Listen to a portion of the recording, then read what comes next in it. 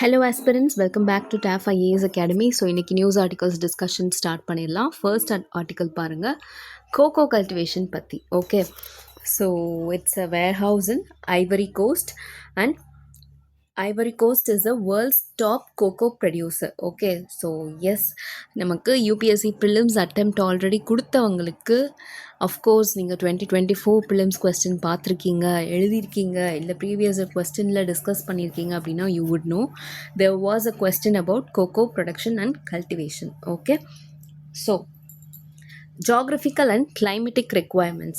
Cocoa belt ன்னு எடுத்துக்கிட்டிங்கன்னா it thrives strictly in tropical regions within 20 degree north and south of the equator. So ஈக்குவேட்டர்லேருந்து நமக்கு 20 degree and north and south அந்த ரீஜனில் தான் நமக்கு கோகோ வந்து மேஜராக கல்டிவேட் பண்ணுறாங்க. And mostly that area comes under or covers African belt. ஓகேயா, அண்ட் இதனுடைய climate requirements பாருங்கள். Temperature it requires a warm range of 18 degrees Celsius to 32 degrees Celsius and it is highly sensitive to frost and extreme heat. அதாவது அந்த temperature range வந்து maintain ஆகிட்டே இருக்கணும், வார்மாக இருக்கணும். Okay, extreme ஹீட்டாக இருக்குது, மோர் தென் 35 டிகிரி செல்சியஸ்லாம் அந்த பிளான்ட் வந்து தாங்காது. And cocoa moreover is a plantation crop. Okay, நமக்கு எப்படி just like coffee and tea, cocoa is also a plantation crop. And rainfall பொறுத்த வரைக்கும் பார்த்தீங்கன்னா high and well distributed annual rainfall of 1500 mm to 2000 mm. இந்த ஒரு rainfall வந்து ஆவரேஜான ரெக்குவயர்மெண்ட்டாக இருக்குது. And humidity it needs high relative humidity, that is even up to 100% during the day. Okay, so இதெல்லாம் தான் கிளைமேட்டிக் ரெக்குவயர்மெண்ட்ஸ் பொறுத்த வரைக்கும் நம்ம தெரிஞ்சுக்க வேண்டியது. அண்ட் மோஸ்ட்லி இது பார்த்தீங்கன்னா ஷேட் லவ்விங் அப்படின்னு சொல்லுவோம். ஷேட் லவ்விங் அப்படின்னா ஸ்கியோஃபைட், அதாவது நமக்கு ஸ்கியோஃபைட் அப்படிங்கிறது அந்த லைட் ஷேட் இல்லாமல் இருக்கக்கூடிய இடத்துல வந்துட்டு நமக்கு வளரக்கூடியது. ஓகே, ஸோ மோஸ்ட்லி நமக்கு லைட் ஷேட் வந்து அந்த இடத்துல வந்து அவாய்ட் பண்ணுறது, அதுதான் வந்து பிளான்ட்ஸ் வந்து எந்தெந்த இதெல்லாம் வந்து இந்த லோ லைட்டில் வந்து நல்லா க்ரோ ஆகுதோ அதெல்லாம் ஸ்கியோஃபைட்ஸ் அப்படின்னு நம்ம சொல்லுவோம். இதே நீங்கள் ஹீலியோஃபைட்ஸ் அப்படின்னு எடுத்துக்கிட்டிங்கன்னா அது லைட் இருக்கிற இடத்துல வந்து க்ரோ ஆகக்கூடியது. ஓகே, ஸோ அது வந்து ஹீலியோஃபைட்ஸ். ஓகே, ஸோ ஸ்கியோஃபைட்ஸ் அப்படிங்கிற பிளான்ட்ஸ் வந்துட்டு அந்த கேட்டகரியில் இருக்கிற பிளான்ட்ஸ் வந்துட்டு நல்லா கொஞ்சம் லோ லைட்டாக இருக்கிற இடத்துல தான் நல்லா த்ரைவ் ஆகும். அதே மாதிரி தான் இதுவும் நமக்கு it's a shade loving plant, naturally and under story rainforest crop. Okay, and in India it is almost exclusively grown as an intercrop under the shade of coconut and areca nut. Intercropping அதாவது நமக்கு coconut and areca nut அது இருக்குது இல்லையா, அது அந்த ஷேடில் அந்த ட்ரீஸினுடைய ஷேடில் நமக்கு இந்த கொக்கோ கல்டிவேஷன் வந்து நடக்குது. So it is an intercrop. Okay, இன்டர்க்ராப்பாக வந்து இது நம்ம கல்டிவேட் பண்ணுறோம் in between coconut and areca nut. Okay, and soil பொறுத்த வரைக்கும் பார்த்தீங்கன்னா it requires a deep well drained nutrient rich soils with a neutral pH of 6.5 to 7.0. So pH value எப்படி இருக்கணும், நியூட்ரலாக இருக்கணும், அசிடிக் சாயிலாக இருக்கக்கூடாது. Okay, next global production landscape 2026. அதாவது குளோபல் லெவல்லையும் கொக்கோ ப்ரொடக்ஷன் எப்படி இருக்குது, டாப் ப்ரொடியூசர்ஸ் யாரெல்லாம், அண்ட் ஆல்சோ இந்தியா லெவல்லையும் நம்ம கவர் பண்ணுவோம். ஓகே, ஸோ இது வந்து நமக்கு இந்த வருஷத்துக்கான 2026க்கான present data in metric tonnes. Okay, so top ப்ரொடியூசர்ஸ்னு பார்த்தீங்கன்னா Ivory Coast or Cote d'Ivoire. Okay, இதுதான் வந்துட்டு லார்ஜஸ்ட் ப்ரொடியூசர் அண்ட் இதுதான் நமக்கு இங்கே நியூஸ்லையும் மென்ஷன் பண்ணியிருக்கிறது. It is the world's top cocoa producer. Okay, so அடுத்து வந்து Ghana, traditionally number 2, currently facing challenges from climate and disease. So இந்த 2 கண்ட்ரி தான் major or top producers, top 2 countries. Okay, and அடுத்து ஈக்வடார். ஓகே, ஸோ இங்கே வந்துட்டு நமக்கு இது success ஸ்டோரின்னே நம்ம சொல்கிறோம். ஏன்னா லிட்ரலி அவங்க செகண்ட் ஸ்பாட்டை ஆக்குபை பண்ணுற அளவுக்கு இருக்காங்க. தே ஹவ் இன்ட்ரடியூஸ்ட் நிறைய varieties and also better farmer pricing also for cocoa cultivation. Okay, and then Indonesia it's a leading producer when it comes to South East Asia. South East ஏஷியாவில் it's a leading producer. Okay, and recent trends பொறுத்த வரைக்கும் பார்த்தீங்கன்னா 2026 வந்துட்டு நமக்கு அந்த disease swollen shoot virus and black pod disease, இது ரெண்டும் வந்து இந்த கல்டிவேஷனை வந்து ரொம்பவே பாதிச்சிருக்கு. அதனால் இந்த வெஸ்ட் ஆஃப்ரிக்கன் கண்ட்ரீஸோடைய ப்ரொடக்ஷன் வந்து அஃபெக்ட் ஆகியிருக்கு, causing global prices to reach record highs. And EUDR compliance, அதாவது new EU deforestation regulations require producers to prove cocoa isn't grown on deforested land. ஏன்னா நமக்கு வந்து EU deforestation regulations அப்படிங்கிறதுல அவங்க European union கண்ட்ரீஸ்க்கு நீங்கள் என்னெல்லாம் வந்து எக்ஸ்போர்ட் பண்ணுறீங்களோ, அந்தந்த கண்ட்ரீஸில் என்னெல்லாம் இம்போர்ட் கொண்டு வராங்களோ அது எல்லாமே they have to make sure that it doesn't அதாவது it didn't do any deforestation, அதாவது deforested லேண்டில் வந்துட்டு நாங்கள் கொக்கோ கல்டிவேஷன் பண்ணலை அப்படிங்கிறத அவங்க ப்ரூவ் பண்ணணும். ஸோ அந்த காம்ப்ளைன்ஸ்னே வந்துட்டு கொக்கோ கல்டிவேஷனுக்குமே வந்துட்டு இருக்குது. ஓகே, ஸோ குளோபல் லெவலில் டாப் ப்ரொடியூசர்ஸ்னால் இந்த 4 மேஜர் கண்ட்ரீஸ் இருக்குது. அண்ட் இந்தியா பொறுத்த வரைக்கும் பார்த்தீங்கன்னா first and foremost top producing state is Andhra Pradesh. Okay, more than 40% of Indiaவோட production வந்துட்டு நமக்கு ஆந்திர பிரதேஷ் தான் வந்துட்டு கான்ட்ரிபியூட் பண்ணுறாங்க. அண்ட் தென் கேரளா, அந்த ப்ரீமியம் குவாலிட்டி கொக்கோ பீன்ஸ்லாம் இருக்கு இல்லையா, அது எல்லாமே நமக்கு கேரளாவில் கல்டிவேட் பண்ணுறது தான். And then Karnataka and Tamil Nadu. Okay, and they also do through intercropping models, அதாவது நமக்கு ஆல்ரெடி இருக்கக்கூடிய க்ராப்பிங் அந்த கல்டிவேஷனோட அந்த ஷேடில் கொக்கோவையும் பிளான் பண்ணுறது. ஓகே, அண்ட் யூனியன் பட்ஜெட்டில் மிஷன் கொக்கோ என்ன அனௌன்ஸ் பண்ணியிருக்காங்க, it's a dedicated mission for both cocoa and cashew to make India self-reliant by 2030. As of now, India வந்து 20 to 25% தான் நம்மளுடைய டொமஸ்டிக் டிமாண்டை வந்து பூர்த்தி செய்ய முடியுது. பட் இதை வந்து கம்ப்ளீட்டாக வந்து நம்ம we want to achieve or we want to be self-reliant in this sector. So the mission aims to replace old trees and expand to the northeast as well. Okay, and trade பொறுத்த வரைக்கும் India is a net importer of cocoa beans but an exporter of finished cocoa products. அதாவது அதை நம்ம ஃபர்தராக அடுத்து process பண்ணி பவுடராகவோ இல்லை kho kho பட்டராகவோ convert பண்ணுறோம்ல, so அதில் வந்து we are being an exporter. Whereas அந்த கொக்கோ பீன்ஸில் பார்த்தீங்கன்னா we are being a net importer. ஏன்னா நம்மளுடைய டொமஸ்டிக் டிமாண்டே 20-25% தான் நம்மளால் பூர்த்தி செய்ய முடியுது. ஸோ ரிமைனிங் எல்லாமே we are importing only. Okay, and varieties பொறுத்த வரைக்கும் Forastero is the most common hardy variety grown in India, while Criollo is a premium fine variety. Okay, உங்களுக்கு கொஸ்டின்ஸில் வந்துட்டு இந்த மாதிரி வெரைட்டிஸோட நேம் கொடுத்துட்டு கூட நம்ம வந்துட்டு எந்த பிளான்ட்டோட வெரைட்டிஸ் இதெல்லாம் அப்படிங்கிற மாதிரி கேட்கலாம். ஃபார் எக்ஸாம்பிள் நமக்கு காஃபி அண்ட் டீயில் கூட வி ஹாவ் ரொபஸ்டா, அரபிகா அந்த மாதிரி இருக்கு இல்லையா, ஸோ அது மாதிரி தான் இதில் கொக்கோ பீன்ஸில் இருக்கக்கூடிய வெரைட்டி. அதில் க்ரையாலோன்றது premium fine variety. Okay, last year அதாவது 2024 இது ரிலேட்டடான கொஸ்டின் என்னன்னு பாருங்கள். Which of the following countries are well known as the 2 largest cocoa producers in the world? ஒன்று வந்து Algeria and Morocco, then Botswana and Namibia, then Cote d'Ivoire and or Ivory Coast and Ghana, and then Madagascar and Mozambique. So what's the right answer? Option C or option 3. Okay, Ivory Coast and Ghana. Okay, so இந்த பேர் தான் கரெக்டான answer. These are the 2 largest cocoa producers in the world. இது நமக்கு 2024 preliminary question. Okay, so this is how you connect and relate. Mostly இந்த big ஷாட்டில் வர இந்த இமேஜ் பேஸ்டு கொஸ்டின்ஸை கொஞ்சம் நம்ம டிஸ்ட்ராக்ட் ஆகாமல் இந்த 2 லைனை ரீட் பண்ணாலே we will be able to answer the question. Okay, so that's all about this one. Next news பாருங்க. Congress leader Venugopal submits privilege notice against PM to Lok Sabha Speaker. So உங்களுக்கே தெரியும், women's reservation bill and then delimitation bill, then 131st constitutional amendment bill, இது எல்லாமே வந்துட்டு நமக்கு defeat ஆகிருக்கும். And அது ரிலேட்டடான அட்ரஸ் வந்து நம்ம பிரைம் மினிஸ்டர் டெலிவிஷனில் வந்து கொடுத்துருப்பாங்க, மக்கள்கிட்ட டிரெக்டாக பேசியிருப்பாங்க. அதில் வந்து அப்போசிஷனை இன்டெரக்டாக அட்டாக் பண்ண மாதிரி நிறைய விஷயங்கள் இருந்திருக்கு. அண்ட் அப்போசிஷன் எம்பிஸ் பார்லிமெண்ட்டில் வந்துட்டு அவங்களுடைய காண்டக்டை பற்றி ஓப்பனாக அலிகேஷன்ஸ் வச்ச மாதிரி இருந்துச்சு. அப்படிங்கிற ஒரு விஷயத்தை முன்னிறுத்தி இந்த பர்சன் வந்துட்டு, அதாவது காங்கிரஸினுடைய ஜெனரல் செக்ரட்டரியான KC வேணுகோபால் அவர்களை வந்துட்டு பிஎம்க்கு அகெயின்ஸ்டாக ப்ரிவிலேஜ் நோட்டீஸ் மூவ் பண்ணியிருக்காங்க. ஸோ இது வந்து privilege, breach of privilege of parliament and breach of privilege of MPs, அந்த கேட்டகரியில் தான் வந்துட்டு மூவ் பண்ணியிருக்காங்க. So we will be seeing about that. So what is the incident? இந்த மாதிரி privilege motion against prime minister, and என்ன காரணம்? நம்ம பிரைம் மினிஸ்டர் நேஷனுக்கு, அதாவது மக்கள்கிட்ட பேசினது regarding the defeat of நமக்கு இந்த women's reservation related bill. Okay, so what does he claim? questioning an elected representative's vote is a direct affront to the authority of parliament and a gross breach of privilege.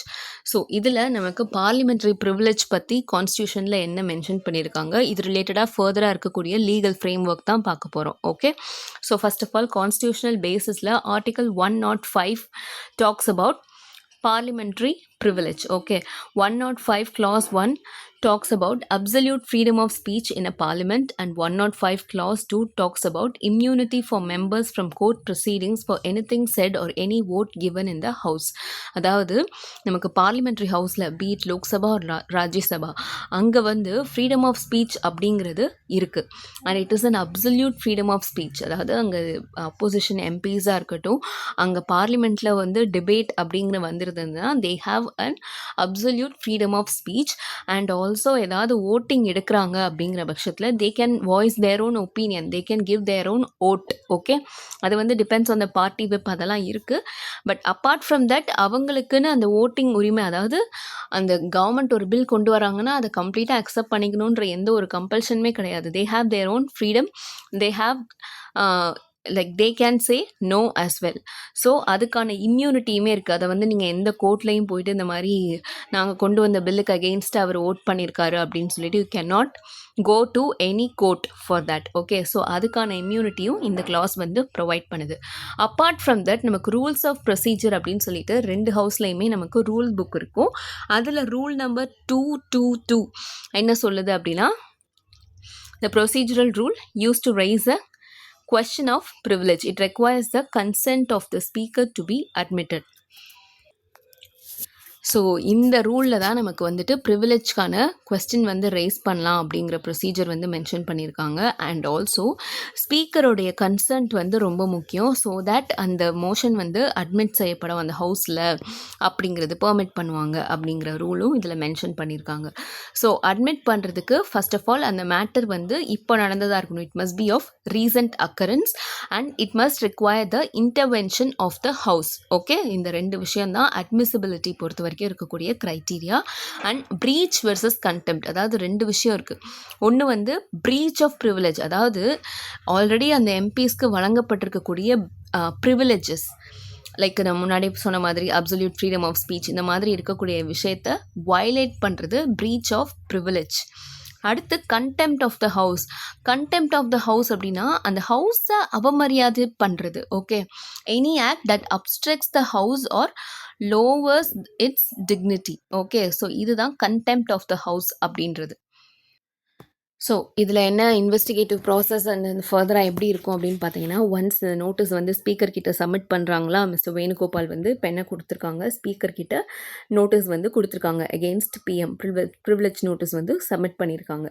அதுக்கப்புறம் speaker mister Om Birla அவர்கள் இருக்காங்க இல்லையா, அவங்களுக்கு 2 option இருக்குது. ஒன்று வந்து டிரெக்டாக அவங்களே வந்து அந்த மேட்டரை வந்து செட்டில் பண்ணலாம் ஹவுஸில் வந்து, இல்லை அப்படின்னா அதை வந்து கமிட்டி ஆஃப் ப்ரிவிலேஜஸ்க்கு ரெஃபர் பண்ணி டீட்டெயில்டு என்கொயரி வந்து கண்டக்ட் பண்ண சொல்லலாம். இந்த கமிட்டி ஆஃப் ப்ரிவிலேஜஸ்னு பார்த்தீங்கன்னா it's a parliamentary standing committee with quasi judicial powers. And இதில் லோக்சபாலேருந்து 15 மெம்பர்ஸும் ராஜ்யசபாலேருந்து 10 மெம்பர்ஸும் இருப்பாங்க. Lok Sabha members are nominated by the speaker while the Rajya Sabha members are nominated by the chairman. Okay, and இதனுடைய அந்த கமிட்டியினுடைய ஃபங்க்ஷன் என்ன, it investigates the facts, summons witnesses including ministers and recommends punishment. அது வந்து ரெப்ரிமாண்டன் இருக்கலாம், suspension or even expulsion. It depends on the investigation. Okay, and the final word, the committee only makes recommendations. The final decision to punish rests with the house itself. Okay, so committee க்கு வந்து recommendatory power மட்டும்தான் இருக்குது. Final decision will be taken by the house itself. Okay, so இதுதான் committee of privileges. Okay, so that's all about it.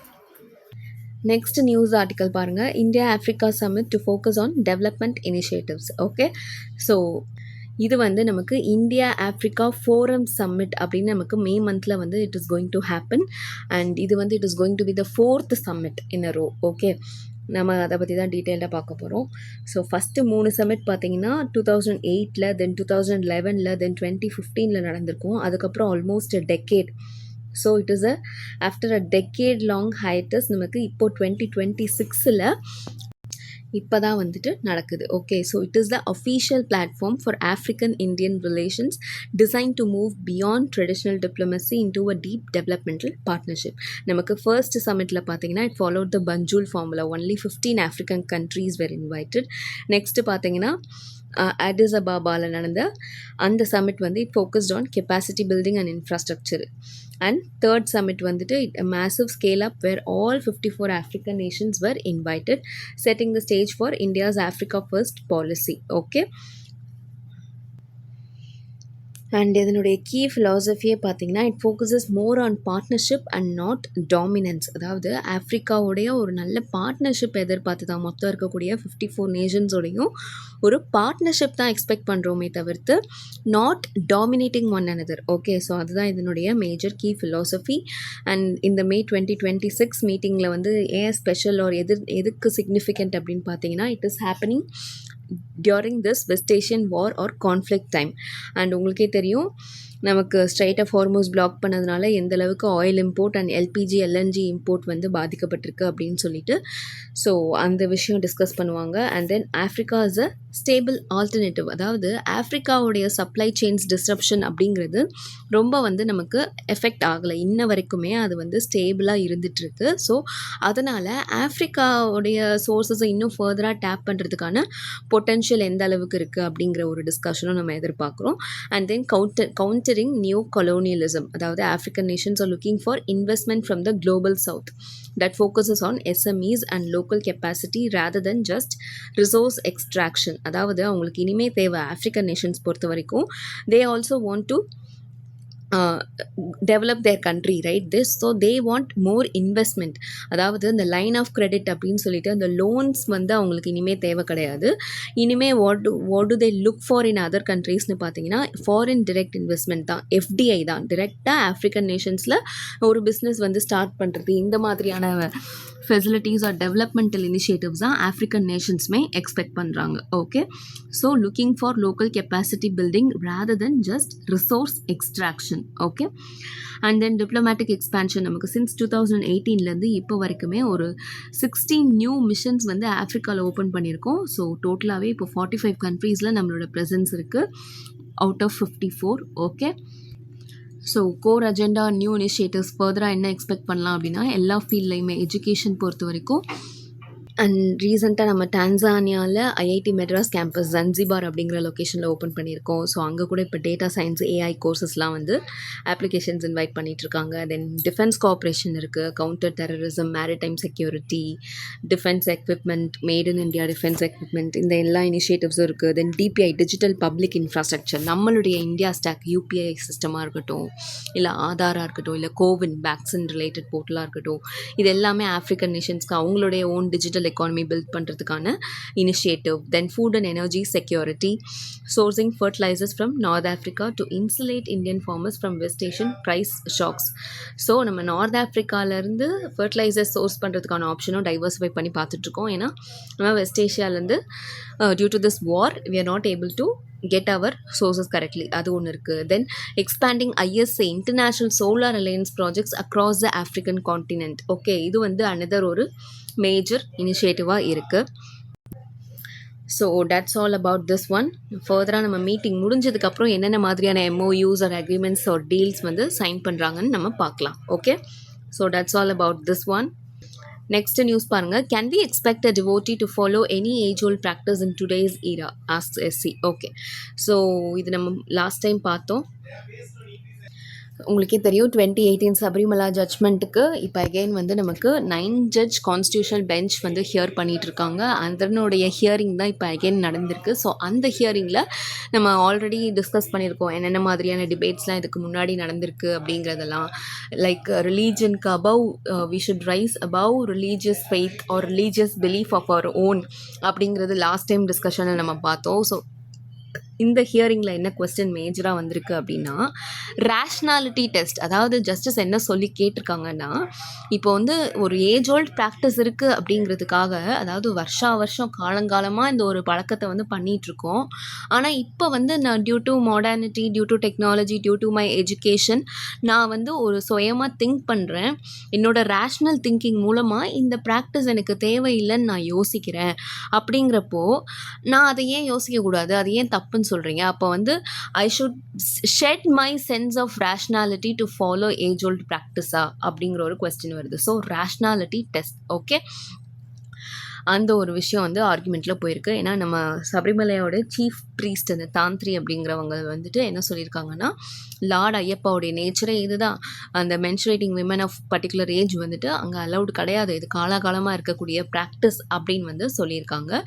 Whereas அதுக்கான question தான் காலகாலமாக இருக்குது. Okay, but நான் வந்து ரேஷ்னல் திங்கிங்கில் வந்துட்டு ஓகே ஈக்குவாலிட்டின்றது எல்லாத்துக்கும் ஒன்று தான், எல்லாத்தையுமே அலோவ் பண்ணணும் அப்படின்னு இப்போ நான் சொல்கிறேன். ஸோ அதை வந்து நான் பண்ணக்கூடாது நீங்கள் எப்படி சொல்லலாங்கிறது ஜஸ்டிஸோடைய கொஸ்டினாக இருக்குது. அண்ட் அப்பார்ட் ஃப்ரம் தட் நமக்கு ஜஸ்டிஸ் பிவி நாகரத்னா என்ன சொல்லியிருப்பாங்கன்னா, usually a believer typically would not question the rationality of a widely followed long-held practice, as faith and social adherence often precede individual rational inquiry and religious context. So, BV Nagarathna அவர்கள் என்ன சொல்லியிருக்காங்க, நமக்கு வந்து யூஸ்வலாக religious விஷயமாக ஏதாவது நம்ம பார்க்குறோம் அப்படின்னா அந்த இடத்துல நம்மளுடைய இண்டிவிஜுவல் ரேஷ்னல் திங்கிங்கை வந்து கொண்டு வர மாட்டோம். ரேதர் சொசைட்டி அந்த இடத்துல என்ன ஃபெய்த்தை வந்து பிலீவ் பண்ணுதோ, என்ன மாதிரியான ப்ராக்டிஸை ஃபாலோ பண்ணுதோ அதை தான் நம்ம ஃபாலோ பண்ணணும்னு நினைப்போம் அப்படிங்கிறதையும் அவங்களும் சொல்லியிருக்காங்க. Okay, so that's all about this one and let us wait and see. நமக்கு இன்னும் ஃபர்தராக ஹியரிங் அடுத்தடுத்து எப்போ வருது, ஃபைனல் ஜட்ஜ்மெண்ட் எப்போ வருது, எல்லாமே நம்ம ஃபாலோ அப் பண்ணலாம். Okay, so this hearing is purely faith versus rationality. இந்த டிபேட் தான். இது கூட உங்களுக்கு வந்து எஸ்ஏல ஒரு கொஸ்டினாக கேட்கலாம். Okay, so that's all about it and that's all for today. Thank you so much for வாட்சிங். See you tomorrow.